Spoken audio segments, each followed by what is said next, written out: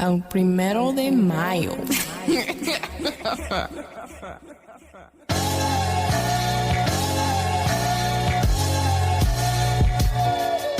Hello and welcome to the Pick and Pop Podcast. I am your host, Sam Dusemay Jr. Follow me on Twitter, Instagram, and YouTube at TheSamD, that's TheEESCMD. Follow along with the show at Pick and Pop Pod on Twitter at Pick N, no and, just the letter N, Pick and Pop Pod. Subscribe and rate 5 stars, nothing less. Tell a friend. Apple, Google Podcast, Spotify, Castbox, Stitcher Radio, all major podcast platforms. Search for The Pick and Pop Podcast, no and, the letter N, The Pick and Pop Podcast. Musical production done by May 1st Music. Support him at soundcloud.com/May1stmusic. Somebody go check on Clyde, bruh. Has anyone seen Clyde? Heard from Clyde? Has Clyde tweeted yet? I don't know. But oh, does it feel good? Feel good to be anti-Drexler right now. Oh, shit. I can't tell you how I felt when I saw that full thing on Clyde that y'all saw tonight. I can't tell you the feeling I had. I can only compare it to drugs. You know, I have not done crack or heroin, but I have heard and I have seen in movies and through testimonials from past jobs I won't speak on that first high from crack or heroin, when it hit, you're steady chasing it. But you'll never catch it. When I first saw MJ going on Drexler, boy, put that shit in my veins. Oh, tie off the arm. Tie it off, pinch your nipple, do whatever you gotta do. I need it in the veins, dog. I laughed as hard as MJ did on that Gary Payton clip that y'all wasn't supposed to see. It was to that level. I laughed as hard as MJ did on that GP clip that floated on the timeline that magically disappeared because ESPN ran with their copyrights, their cease and desist. Yeah, because y'all wasn't supposed to see that yet. Because that's next week. That's next week. But yeah, and remember, I told y'all GP catches a stray. But I also told y'all Drexler finally gets his. And it was, I know you saw it. Oh, man. Took offense to being compared to Clyde. And that's all I've been saying. You know, I took a lot of heat at the gig. I've taken a lot of heat, via text message that, I should pay more respect to Clyde Drexler. And I was like, dog, you play in the era of Jordan. You play the same position? Nah, dog, it's a huge gap. Like, don't put him in any conversations that revolve around Michael Jordan, except for they black and bald and they play basketball. That's about it. That's it. I don't want to hear no other comparisons. So if I'm feeling that way, yeah, how the hell you thought Jordan would have felt being compared by the czar, the telestrator, Mike Fratello?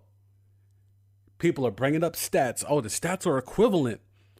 Dog, you realize Jordan's stats were diminished because of the triangle and because he had better players around him, while Clyde was peaking with those numbers?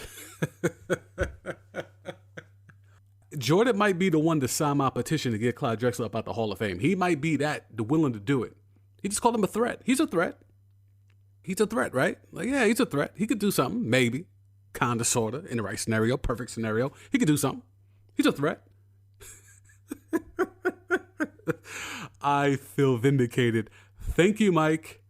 Thank you, Michael. Thank you, Michael Jeffrey Jordan of Brooklyn, New York. I appreciate you more than I ever did as a child, trying to be like Mike with the posters up in the room. This moment trumps all 6 of those championships. The fact that you are on Team Drexler and all that, oh, we have reached the pinnacle. We have reached the mountaintop, and I am yelling from those mountaintops. Oh, it's great. Oh, It's great. And that was just literally 5 minutes of the doc. That was 5 minutes out of 2 hours tonight. Oh, man. Okay. All right. Look, I know everyone else is going to start with the Kobe stuff. But I just, when the Drexler stuff happened, I said, no offense, Kobe. Happy birthday, Mambacita. All of that. But when Drexler caught the heat from MJ, I said, that's where the pod is starting. I said, everything else is irrelevant. Okay, so do we go into Kobe? And Kobe posthumously shutting down Kobe Stan? Or do we go to the fact that David Falk orchestrated the Nike deal and is still out here riding for MJ, saying that he could drop 50 a game? Or do we talk about how Queens run, y'all? When you come out the gate with "I Rule the World," and then you double back with "Can I kick it?" I mean, dogs, you know what it is, QU, 2 E's, NS. Like, come on, dog. Also, there was an underlying theme that I caught wind of in episodes 5 and 6, and it involves The Wire. I don't know if y'all have the ability to go back and watch, but there's a overwhelmingly blatant tie-in to The Wire on episodes 5 and 6. We'll get into that. So there's a lot here on the plate. Yes, we could talk about Kukoc. We could do that. We could talk about Jordan going back to the Garden, playing in the ones one last time. We could do all of that. But there's some other things here that we can really get in the bag with. Adidas tricked off Jordan and Bron. But they got Yeezys, though.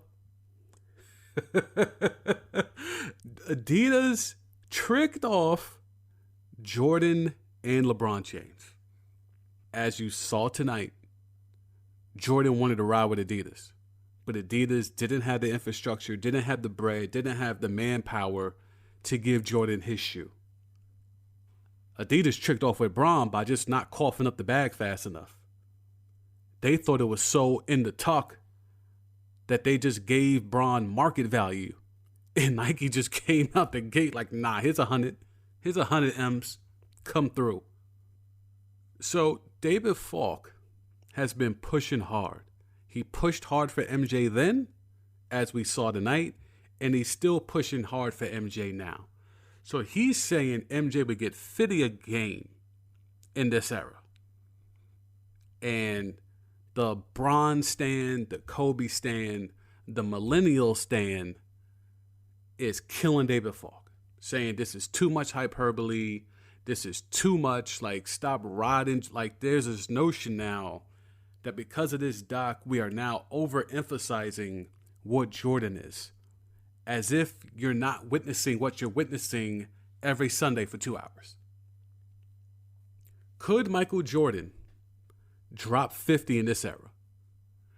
You know, I hate era talk because different eras means you have to change almost everything. You basically have to change a person's whole upbringing to compare them to the era, whatever era you're comparing them to, right? So if Jordan played today, he's shooting a lot more threes. He's not playing 3 years in college. He's not even playing JV ball to get cut by his JV coach, which motivated him. There's a lot of things that change if Jordan is in this era today. Everything is different. AAU system eliminates JV ball and mostly varsity ball as well. AAU ball trumps your varsity squad. You could play both, but your AAU squad is most likely more important. More important to your bottom line of securing the bag. Jordan's game would be different. I don't know if we get Air Jordan today, because he would be a Klay Thompson type. That's what I think would be the equivalent. He would be more of a shooter. He'll give you the dunks, but I don't know if we get the hang time. I don't know if we get the ones and the impact that the ones had. I don't know if we get that in this era. I mean, y'all were gassing up those Currys. Y'all made that into a thing. So who knows what the Jays would have done when they dropped. We got D-Wade going over to China getting the Li Nings popping off. So who knows what the world would have reacted to if the Jays would have popped off now. And sidebar, those ones, and Jordan kind of hinted at it, those ones were horrible to play in. Like, no one played in ones or really any of the Jordans. Maybe up until the Space Jams. I think the Space Jams were the ones that, like, dudes started hooping in. But coming up, nah, J's were just for the stunt. It was just the status symbol that came with it. It wasn't the hooping. So the fact that Jordan was hooping in those joints was nuts. And you see what happened. Man's feet is bloody. Crazy. But could Jordan get 50 a game? I'm going to say yes. If James Harden could get 38 now, and Jordan's a better player than James Harden, I think Michael Jordan is roughly 10 points better than James Harden in this era. He's going to be a better shooter from the outside. He's going to be more aggressive going to the hole. You're not going to have to worry about the flopping. I think Michael Jordan is at least 10 points better than James Harden in this era. So, and we know how good he is from the free throw line. There's no hand checking. You can experiment with zones if you want to, but that ain't going to do anything. You could go with a small lineup. You could put tall wings on them that can physically, potentially keep up with him. You could try it.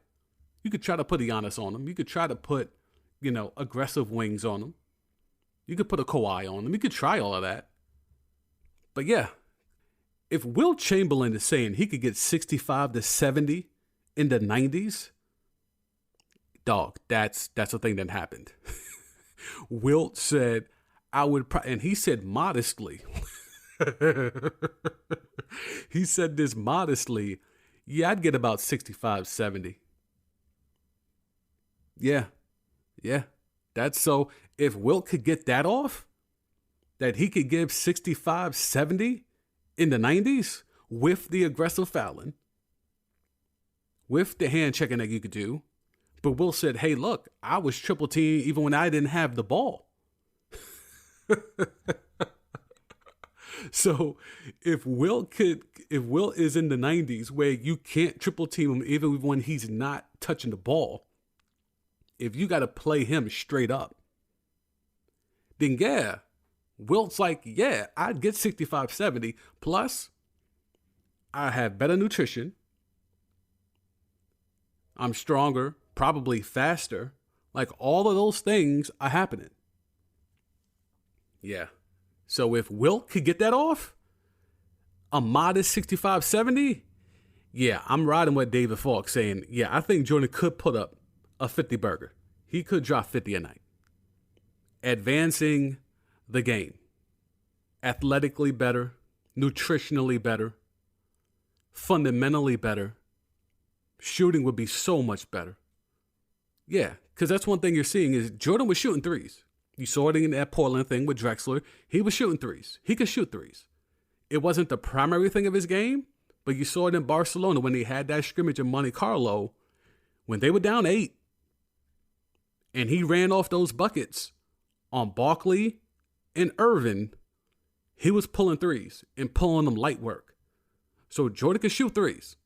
So now you bring it to this era where he'll be even better at shooting threes. Yeah, dog. 50's light. So Kobe Stan took a big hit tonight. Oh, Kobe Stan, and again, if you're not familiar with Kobe Stan is the Kobe Bryant fan that thinks Kobe walks on water. Kobe Stan is the one that thinks, yes, Kobe learned from Jordan, but he became and got better than Jordan. And then Kobe Stan will tell you Kobe is better than LeBron. The Mount Rushmore to Kobe Stan is Kobe Bean, Mamba, and Vino. That's who's on the Mount Rushmore for Kobe Stan. Kobe Bean, Mamba, and Vino. That's how they living. That's how they giving it up. No one has played the game of basketball better than Kobe Bryant, the Kobe Stan. And Kobe, thankfully, sat down and basically said, I'm not better than Mike. I'm not better than Mike because I got everything from Mike. And while it was obvious, and we talked about it when he passed away and recounting his legacy and talking about the impact he had on the game, and we all tried to be like Mike. He was just nice enough to actually come close. That was the thing about Mamba, right? So he sat down and said, yo, he hates hearing about the one-on-one. Who would win, MJ or Kobe? He said, that's his big brother. What you get from me is from him. That's all I needed to hear. That was the line. And Kobe is such a, damn, I'm saying is as if he's still here, but I guess his memory is still here, right? So we'll roll with it. So Kobe is such a basketball nut, nerd, historian, that even post-career, 5 chips, all that stuff, Oscar, he's still able to put into perspective that, yo, I tried my best to be like him and then carve my own lane. But at the end of the day, it was him. I got to where I got to because of him. The Kobe stan can now shut the fuck up for all eternity. Like, you can go against probably one of the last interviews that Kobe ever gave. And especially when it was about Mike. Oh, man, that was a moment. That was a moment. That was a real moment. And Jordan got the All-Star MVP. And Kobe stan loves to talk about how that MVP should have deservedly went to Kobe instead of Mike. But I mean, look, the Kobe stan will go to their grave still saying that, right? But Jordan got the MVP of that last All-Star game over there in 97, 98. And it was a moment. That All-Star game was great. There was some great moments. You had some one-on-ones. You saw Tim Hardaway, Grant Hill, Jordan, all saying, oh, no, that boy gunning. That boy gunning. He trying to get that one-on-one. He trying to ISO someone up, and he's trying to go to work. And you heard Grant Hill. I ain't trying to be on no poster, dog. Dog, how you think I got Tamia? I can't go home to Tamia on a poster, dog. Can't keep Tamia if you on the poster, bruh. Nope. Just because we already know Mamba has slid and scooped up Brandy. He could slide and get Tamia too, bruh. Nope, you cannot be on the poster if you're Grant Hill and go home to Tamia. Business decision for sure. And the first instance of the overlaying wire theme is from that first opening couple of minutes. Like if you go back and rewatch the episode from tonight, Tim Hardaway starts it off. I'm giving it Easter eggs. I'm going to tie it in at the end. But Tim Hardaway sets it off. MJ continues it later in the 2 episodes with The Wire. Yeah, it's a thing. You heard Wilbon talk about how that second championship for the Bulls, he thinks was the best of all the Bulls championship teams. Now that's high praise. That's high praise. And I can see why he said that, because everyone fit perfectly into their roles if you look back at that team. Horace Grant, who becomes a factor later in the doc, later in these 2 episodes that we saw tonight. Horace Grant was the perfect power forward for a Michael Jordan-led team. He wasn't a perfect power forward for that NBA because he couldn't score at all. He was scared. He was shook daddy, shaky in the light, whatever verb or adjective you want to use to describe how afraid of the moment Horace Grant was. And you peeped it in the 3-peat, the one against Phoenix. He wanted nothing to do with that layup. He could have went up strong, maybe got fouled, shoot some free throws. You're down 2. You're literally had 1 foot in the paint. And you kicked it out to Paxson and prayed. And Paxson saved Horace Grant's ass. If Paxson misses that shot, Horace Grant is raked over the coals. Big time. But Horace was perfect defensively. For everything that he lacked offensively, he made up for it defensively, which will be akin to Rodman for the second 3-peat. But Horace was versatile in the fact that he could play centers. He could play defense against centers. If he needed to guard against Patrick, he could. Rick Smits, he could. he was that linchpin. Young Shaq, he could. Like, he was there for those purposes. And Scottie was reaching his apex. He had the confidence now that the Pistons were clearly in the rearview mirror. The migraine was clearly in the rearview mirror. He's fresh off locking up Magic. Scottie had the confidence, and that's what Mike talked about. Once he got that battery in his back, he took off. So I can see why Wilbon says that. I don't think they're better than the 72-10 team. Rodman is that much better than Horace Grant. I can't say that second championship team is better than any other Bulls championship team. I see it. I understand why someone would say it. I can't co-sign it. And then after that second championship, you have Jerry Krause again. And I'm so glad that they put that post-game clip in there because they're fresh off their second chip. Michael is Michael. Scottie is now Scottie. Horace is a factor. And all Jerry Krause can do is try to get someone to look at him. Look at me. Love me, daddy. It's a syndrome. Love me, daddy. I will do anything for daddy's affection. Now, who is the daddy in this scenario? Who is Jerry Krause's daddy? I don't think it was Reinsdorf. Was Michael Jerry Krause's daddy? Like, you saw him in the prior episodes. He's on the plane dancing behind Scottie, trying to get everyone to look at him, acknowledge him. Now, after the second chip, here he is yet again, soaked in champagne, having no clue what to say on camera. There's a microphone in his face and he's just blubbering, and then he goes into his bag, which is his tried and true feelings, which is, I need credit. My organization won this. Yeah, the players, but the organization did X, Y, and Z. He just couldn't get out of his own way. You know, there's a Hove line that I love to bring up, and it's very useful for a lot of things in life. If sun don't shine, then sun don't shine. And Jerry Krause, and I'm sure if you take a moment, you know a lot of people in your life where that line hits. It hits home. If Jerry Krause don't shine, then the sun don't shine. So if he can't get no love, nobody could get love. And that's what Krause did. Oh, you're not giving me my credit? Okay, Phil, out of here. Tim Floyd. Oh, you think it's all Mike?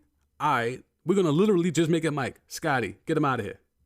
Keep lowballing him to force him out of here. Oh, you think it's Phil?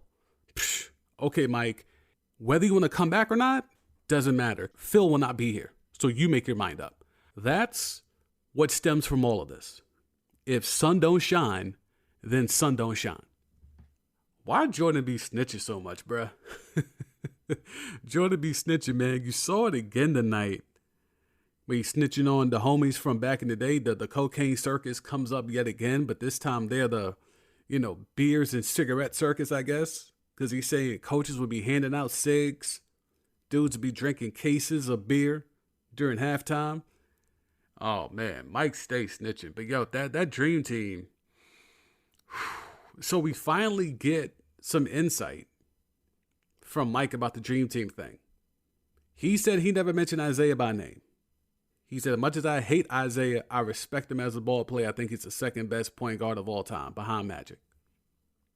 And I believe every syllable Mike said. I also believe that Jordan indirectly said, if Zeke playing, I ain't playing.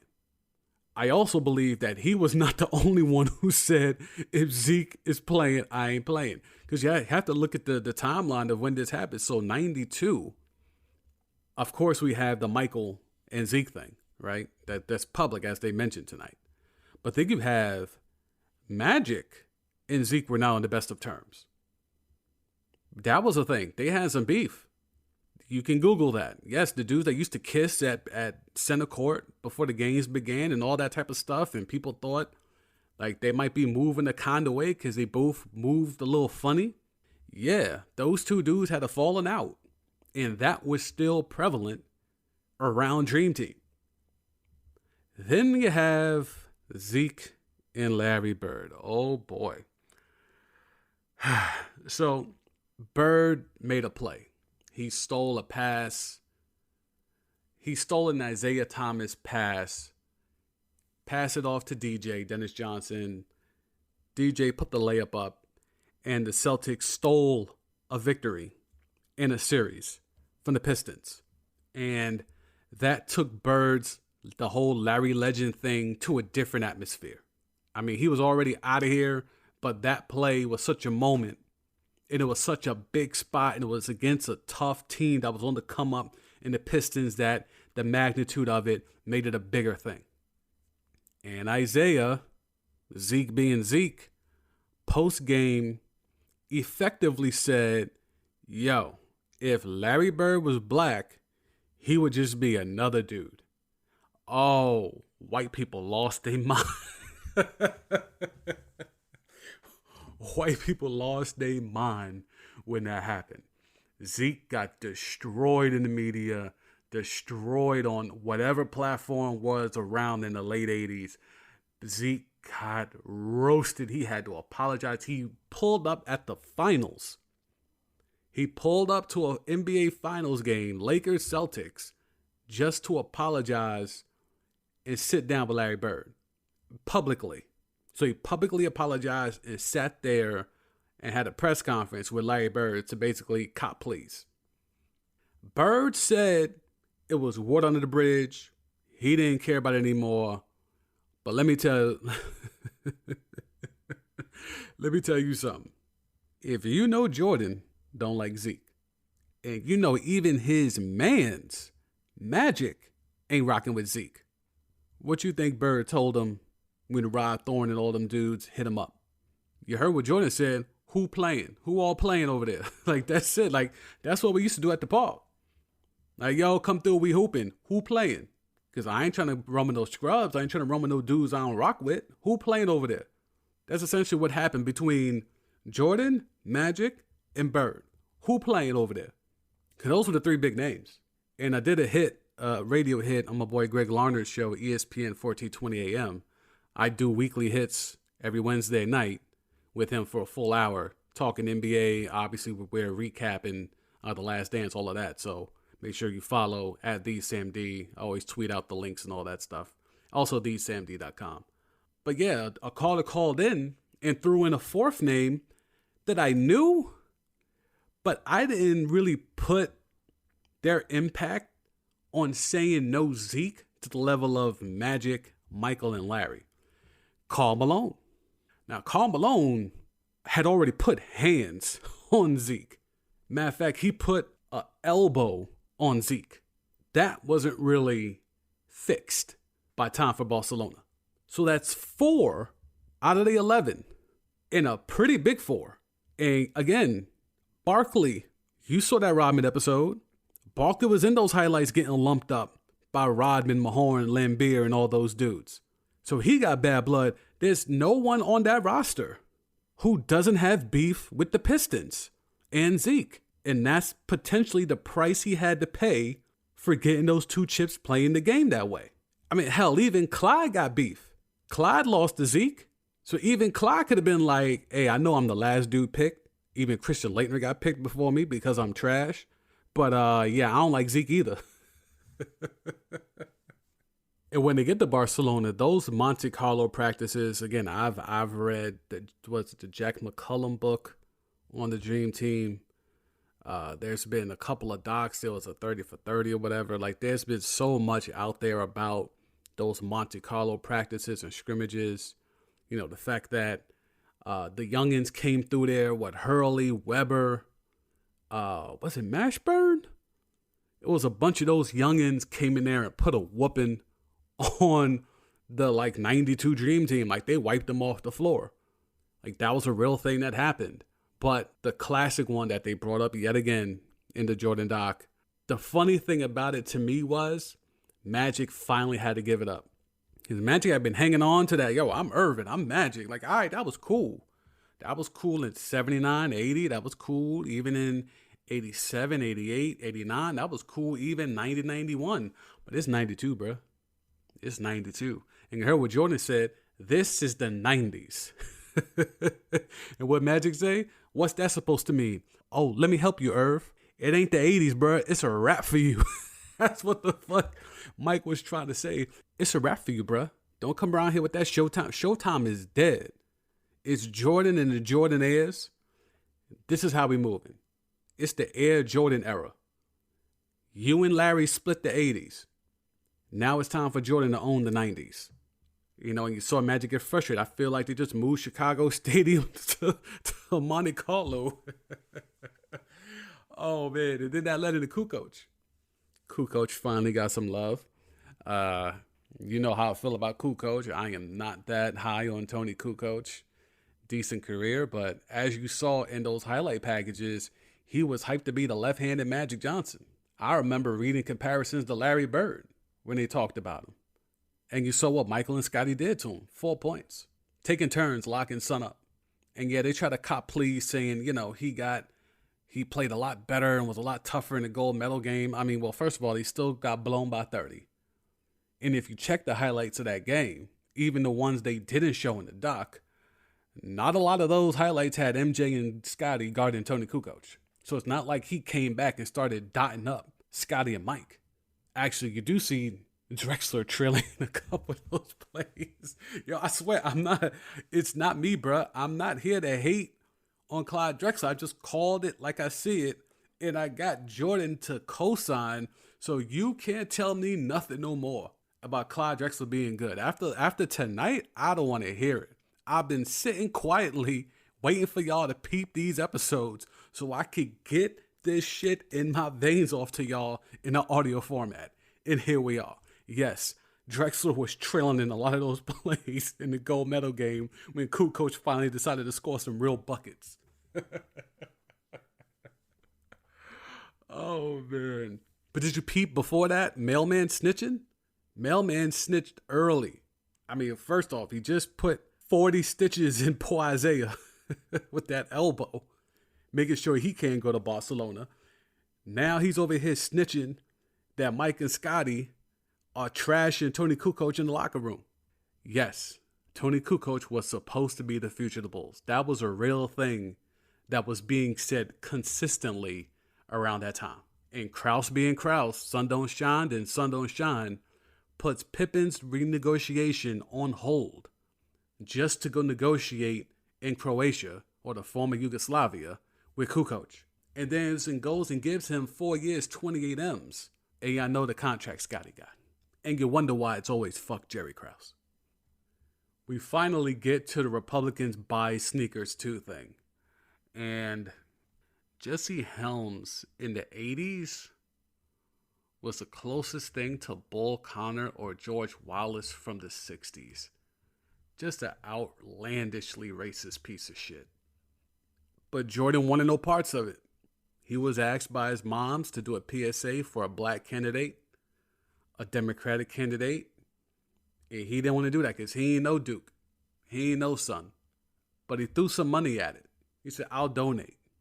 And the reason why that's a problem is because having Jordan's face on your campaign, possibly, I'm not even sure if the brother would have still won. Because number one, it's still North Carolina. And this was North Carolina in the 90s. And this was Jesse Helms. Those three things, I'm not sure if even Jordan's smile could trump that. But it sure would have helped. It sure would have helped, but he threw money at it. And that's the thing with Mike, right? Like I mentioned on the last pod, he gave Spike money to get Malcolm X finished. And that was a big thing, right? That was huge because it meant something. The money, that direct money was going to impact and get something done. Throwing your money to a political campaign doesn't guarantee anything besides the fact that you can fall back and say, well, I did something. Your moms want you to be the face and be out there. You're like, nah, but I'll slide them some M's or a couple hundred stacks on the low. That doesn't equate to your face dapping son up, doing a couple of photo ops, popping in a commercial, putting a bumper sticker on the Ferrari or the Corvette. That would have impacted more than just throwing money at the problem. But that's how certain people move. If you watch how certain people move, they throw money at problems. You've seen it at times with Hove. You've seen it at times even with Bill Gates, who's been mighty quiet lately. Throwing money doesn't solve everything. But that's what this country is. This country, we focus on capitalism and we throw money to problems. You know, we had the whole thing with Katrina and FEMA. People are donating money, but the money's not going where it's supposed to be. Throwing money at the problem. And that's just Mike's way. You saw him and he was getting emotional, and no spoiler, but this will come up again. He moves a certain way, and if you don't rock with it, he's not asking you to ride with him in the first place. You decided to ride with him.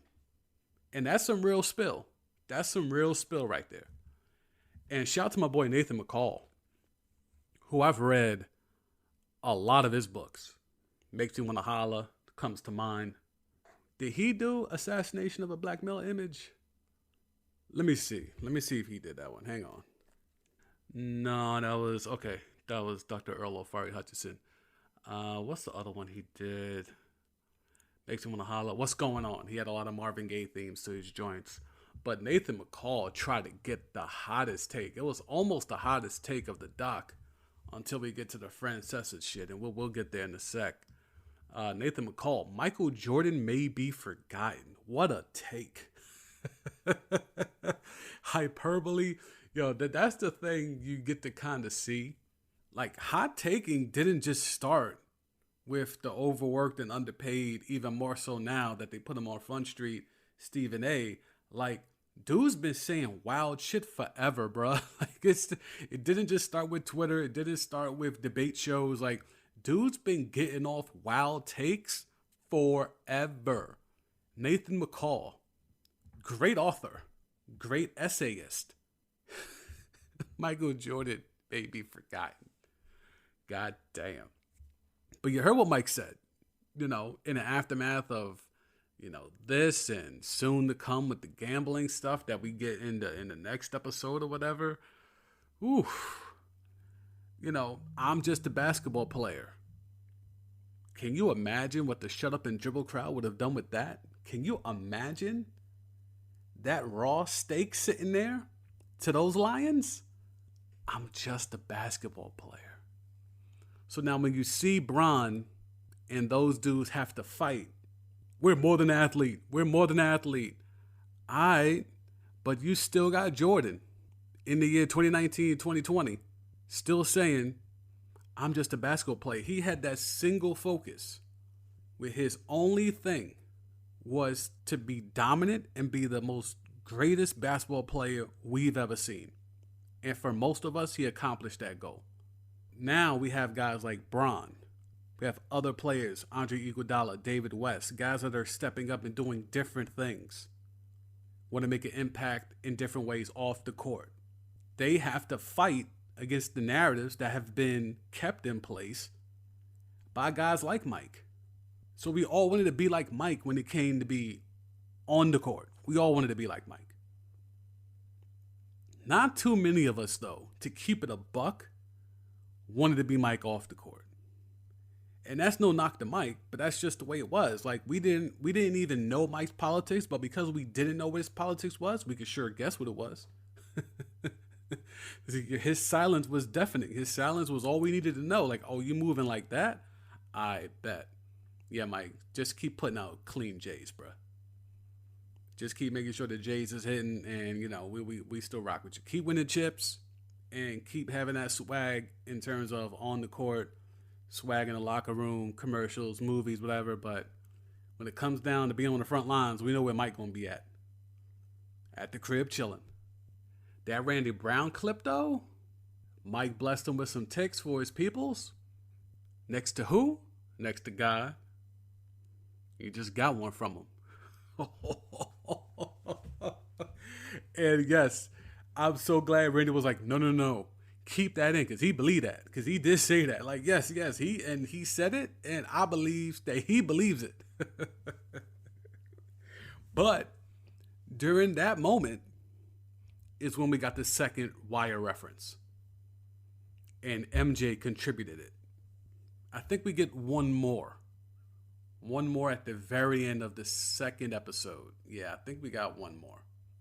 So, first one was by Tim Hardaway in the East locker room at the beginning of the episode. The second one, when it hooks up Randy Brown with some tickets for the game. One more wire moment to go. So the second episode focused on the pressure of being MJ, right? Like he said, I'm ready to get out of this life. And it begins to show you, yes, Jordan was criticized for some things or whatever, and we finally get to the Atlantic City stuff. And then we finally get to the gambling stuff, or at least the initial intro of Jordan and gambling. The way that he had to move, where when he's in that hotel room by himself dolo, is when he enjoyed himself the most. Because he knows, and they showed it, and they did a great job of showing every stop of the way how he's mobbed, how he's being pulled in so many different directions, right? He gets into the elevator. As soon as that elevator door opens, boom, there's people waiting for him. Gets to the arena, spends some time with some kids, misfortunate kids and stuff like that, special needs kids and whatever. Then he has to go play a game. Then there's a pressure of being the best basketball player on the floor and in the world. Then when he's done, all right, now I got people grabbing me right after the game. Then they got media obligations right after the game. And then when I leave the arena, it's not family obligations yet. I then have to deal with fans when I leave the game and get to my next spot, where it's the hotel or back to the crib. Then I can unwind.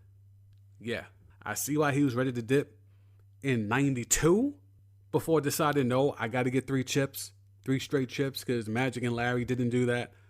And I can see why he was really over it by 93. And then for sure by 97. Even though Krause tried to break up the team in 96, I could for sure see why 97, 98, he was like, yeah, this is it. Last dance, whatever you want to call it, this is it. And the gambling, I never cared that much about the gambling, and I still don't. I don't know why people care so much. I don't know why people cared when the AC thing happened. I'm a guy that as a kid, my parents took me to AC every chance they got. Rent don't pay itself, bruh. We trying to come up. So going to AC all times of the night, that's just what it was. So MJ with his pops and whoever else get the limo after losing to the Knicks, even though he's technically home, he wants to get out of Dodge, unwind. AC, closest thing he can get. As he said, it can't go golfing, can't go to Vegas, ain't no other casinos around. Mohegan and Foxwoods ain't pop up yet. Got to go to AC. So we out. I never understood the gambling thing. It was made a big deal back in the days too, as it probably will be by all the debate shows this week. But it just didn't mean anything to me. And even now as an adult, it still doesn't mean anything to me. Because like Mike said, gambling's not illegal. So if you want to go to a casino, casinos are 24 hours for a reason. The timeline stuff that they do, where they go back and forth and they go from, first three-peat to second three-peat. It was really cool. It's really cool to see how they clinched the 60 wins, and Mike's trying to get to the tea time, and Scotty's trying to finagle. He's got a shorty pulling up. He's got media people asking him to do press and stuff like that just to get a quick injury update, because at that point he was hurting and it wasn't sure if he was going to be playing the next game. So he was, trying to appease the media, even though he was trying to get up out of there and ride with MJ. Ron Harper, what a time. They get 60 wins, and in the back trainer room, locker room, whatever, you got Phil Jackson lighting up cigars, getting a light from one of his players. Jordan, Scotty, Ron Harper, and Randy Brown killing Miller Lights in the locker room. And as I said, that's where Jordan snitched again, talking about back in the day, which was the 80s, dudes were killing whole cases of beer at halftime. And the more and more I hear this, Doc, and hear this footage, god damn, Jordan is the most southern sounding Brooklyn person I've ever heard in my life. That's a country Brooklyn dude, bruh. I can't, it's wild to hear Jordan talk with a drawl. How many times have you heard Jordan talk with a drawl?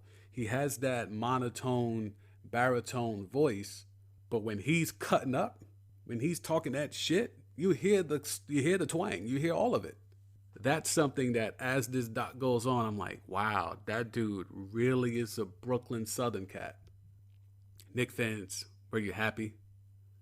Were Knick fans happy tonight? The timeline looked lit. Knick fans were so happy. They got to see their beloved 90s Knicks who never won shit. It's funny how Knick fans hang on to them 90s so much and they ain't win a damn thing. But it's the only thing, a lot of my boys, the only thing they got to hang on. That's it. Those 90s Knicks. You bring up them 93, 94, 95 Knicks and it's showtime. Get your popcorn ready. And again, they ain't win shit. But yes, Knick fans get to relive the most prominent level of superiority they've ever had since those 2 championships that Phil got. But you heard Mike, the Knicks were never a threat. Mike said, we just had to worry about Patrick Ewing. He said it in a much nicer way because he really rocks with Patrick. Hired him as an assistant coach at one point. But he said, we were a much better team. When we're at our best and they're at their best, we're a much better team. And that's all I tried to explain to my friends throughout my whole teenage years. That's all I tried to explain. Like, y'all might get a game or two, but y'all not winning, right? Like, you're not winning. But my boys never wanted to hear it. They never wanted to hear it. And you saw in those clips, Doc Rivers got laid out again. God damn, it's like every episode, he got laid out last week when he was a Hawk, and they showed him getting beat up by the Pistons. And now, tonight, we see Doc Rivers get laid out again by the Bulls. But yeah, Doc Rivers gets all this clout. I see him constantly on his back. That could lead to me thinking he's something else. So the AC thing happens, right? They lose the first game to the Knicks. He goes to AC. They're insinuating that he looked tired or played tired because he was out in Atlantic City partying the night before. And they lose. So now they're down 0-2. And Francesa does the hot take. It shows a lack of commitment to winning a third championship. Can you imagine? It's not even revisionist history. It's not even hindsight is 2020. Can you imagine at that point someone who's already won 2 championships? You lose the first game to the rough, tough, physical Knicks. You go to AC with your pops and some peoples to blow off some steam. Come back. Everyone's going crazy. Where were you? Where were you? Where were you? You lose game 2. A lack of commitment to winning a third championship. These were hot takes. It didn't start whenever cold pizza didn't turn into first take. It didn't start there. Whew. Got that shit off. And that's why he can't ever go national, because he don't know basketball. So the gambling stuff, right? Jordan would stay getting hustled. Jordan was a bad gambler. Is it his fault? Is it really a controversy that Jordan's a shitty gambler? We've seen it. He's gambling with the Sniff brothers. He's gambling, getting hustled by dudes with mullets and jerry curls. Jordan is bad with the money, but he's got money to burn. And that's the worst combination of being a bad gambler and having a lot of money to burn. He's cutting checks to jerry curl dudes for $57K in 1991 money. 1991 money? $57K in 1991 money is nuts. And then, Jordan comes back, kills the Knicks in the next 2 games, evens the series up. And then you have game 5, which is one of my favorite Bulls Knicks games ever. Smith stopped, Smith stopped, Smith stopped again, Smith stopped again. Marv Albert can't say that shit enough. It's almost the level of the Clyde Drexler thing of putting that in my veins. For a teenage me, it was that equivalent. It was a heroin crack kind of high back then for that. Yeah. In my veins, bruh. Smith stopped, Smith stopped, Smith stopped again. I love that shit. Charles Smith is a Chicago legend because of that game. He don't got to pay for nothing when he goes to a restaurant, a bar. Everyone picks up Charles Smith tab when he touches down in the shot. Because the Bulls were still not playing well. You could make a case, and I'm sure Knicks fans have been riding this one out. If Smith makes that layup, Knicks go up 3-2. Even if the Bulls push it to 7, Knicks could probably beat the Bulls in 7. I doubt it because Jordan, but I mean, I could see Knicks fans selling themselves into believing that. And then they take us back to 97, 98. Jordan out there trying to drive the bus. And they go to a golf. They had the tea time stuff that I mentioned earlier. Man. Phil Jackson, ultimate players coach, says, hey, anyone else going to the pool? Says it to Dennis Rodman. What Rodman say? I'm going to Hooters. Wherever the titties and ass is at. And yeah, I'm riding with Rod the Bod. I'm telling you, man. When Jordan's on the golf course and he is solemn and he can do his thing and he's making bets and he's making bets on camera. That's how comfortable he was. Making side bets on camera. You get your third and final wire reference. Shit.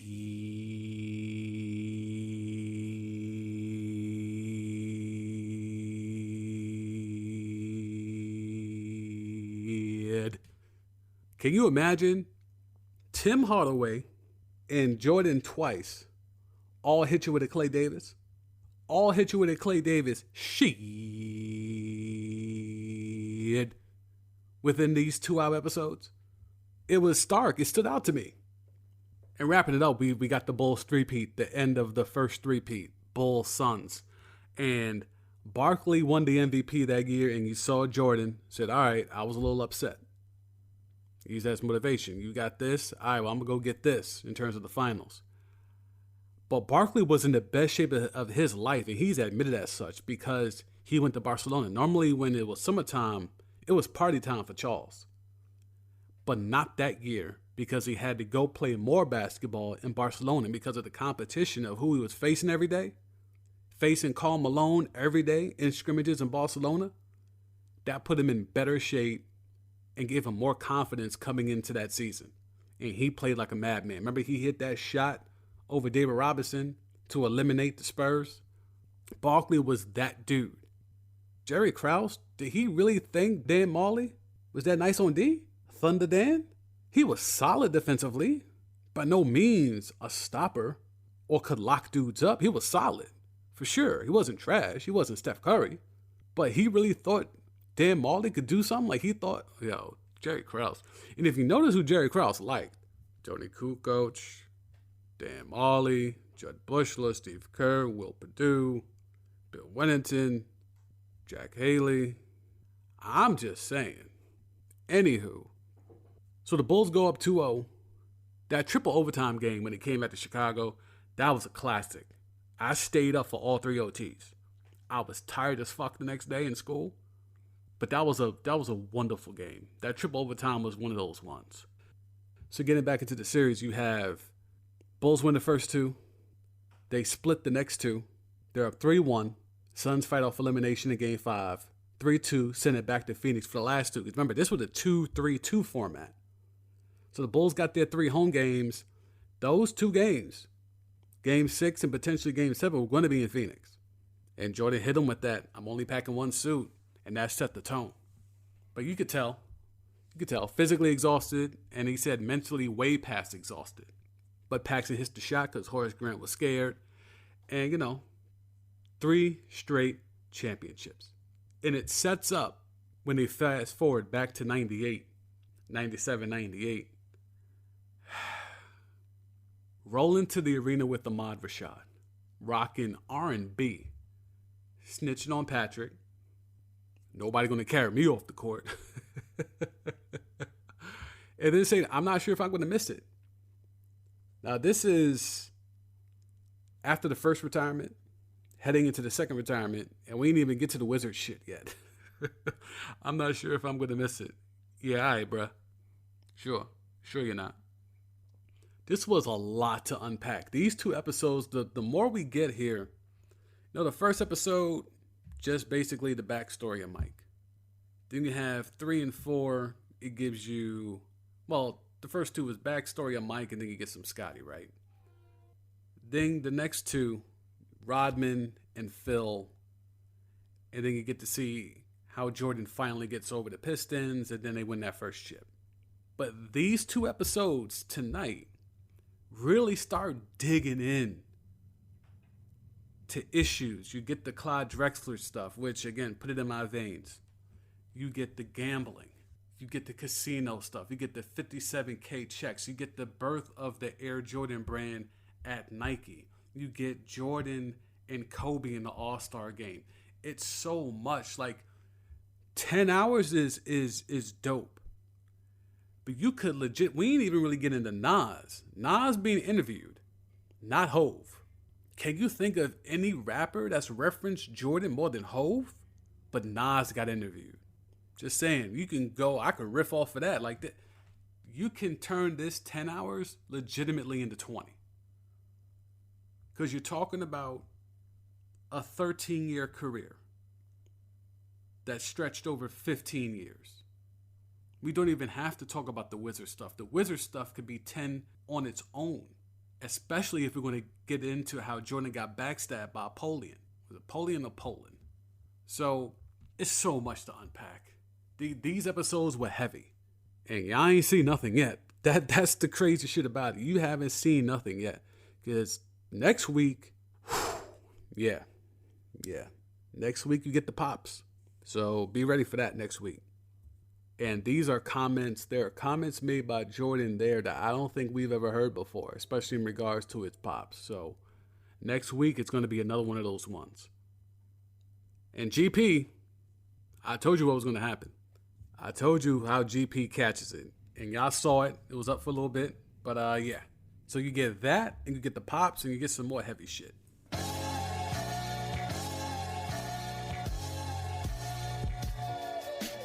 So you know what it is. TheSamD.com is the website.